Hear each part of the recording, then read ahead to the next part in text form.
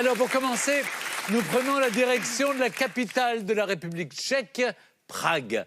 Une capitale qui est indiscutablement liée à l'Europe. Et pour ceux qui l'auraient oublié, quand même, Prague a été l'une des capitales du Saint-Empire romain germanique. 7 millions de visiteurs, d'ailleurs, viennent chaque année admirer la place où il y a le château de Trajdin. Moi, je le prononce mal. Comment vous dites Pražský hrad. Pražský, voilà. C'est ce que je voulais dire. Je l'avais mal dit, mais c'est ce que je voulais dire. Le pont Charles, Malastrana, là où on a tourné Amadeus. Aujourd'hui, c'est plus d'1 300 000 habitants. Taux de chômage parmi les plus bas d'Europe. 3,2% de la population qui recherche un emploi. Et oui, c'est la capitale d'un pays où le taux de pauvreté est, avec les Pays-Bas, l'un des plus faibles d'Europe. Et oui, et oui, et oui. Et puis, c'est aussi la ville, après Vienne, la deuxième ville d'Europe, qui offrirait, paraît-il, le meilleur équilibre entre la vie professionnelle et la vie personnelle. Catalina, vous êtes d'accord ? Je pense que c'est plutôt vrai. Je pense que c'est cool la vie à Prague. Et Nora, je vous cède la parole. Non, vous parliez d'équilibre, et l'équilibre, ça passe par le sport notamment. Eh bien, je me suis essayée au hockey sur glace, parce que figurez-vous que c'est le sport national en République tchèque. J'ai halluciné. C'est le Canada, moi. Eh bien, après le Canada, et ils sont en train de gratter un peu les Canadiens. En Europe, c'est les numéros 1. Il y a 120 000 licenciés qui jouent au hockey. Et là-bas, on commence tout petit et on en fait toute sa vie. Regardez. En France, on a Zinedine Zidane. Les Tchèques, eux, ils ont Jaromír Jágr, une star internationale de hockey sur glace. Et du coup, les petits Tchèques chaussent les patins dès leur plus jeune âge. Et ça, je peux vous dire que ça les met de sacrée bonne humeur. Pourquoi t'as choisi ce sport ? J'ai 2 grands frères qui jouaient. C'est très commun ici. Alors, j'ai commencé à m'entraîner avec eux. Le hockey, c'est une affaire de famille ici. Tout le monde joue. Ce sport n'est pas réservé qu'aux garçons, d'ailleurs. Donc, en fait, jusqu'à 15 ans, ils jouent filles-garçons mélangés. Et après, chacun sa vie. C'est plutôt pas mal, en fait. Cette mixité dans le sport, c'est pas dans tous les sports qu'il y a ça, je trouve. Équipés de la tête aux pieds, mes nouveaux copains sont prêts à en découdre. Attends le logo de l'entraîneur pour y aller. J'ai vu qu'on fait à peu près la même taille.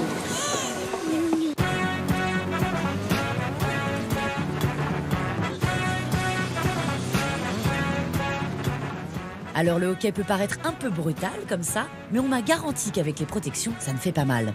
Dommage, j'ai oublié les miennes. Oh là là, je vais avoir un coup de palais dans la tronche. Qu'en fait, ça se joue, ça s'apprend pas vraiment les gestes pour le hockey.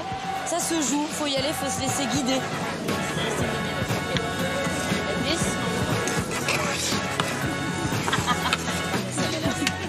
Je crois que je file vers une très grande carrière. Tu te donnes, tu te donnes. Le petit essai au hockey sur glace, c'est juste pour rire. Hein, parce que je me suis fait humilier par des enfants de 7 ans, monsieur.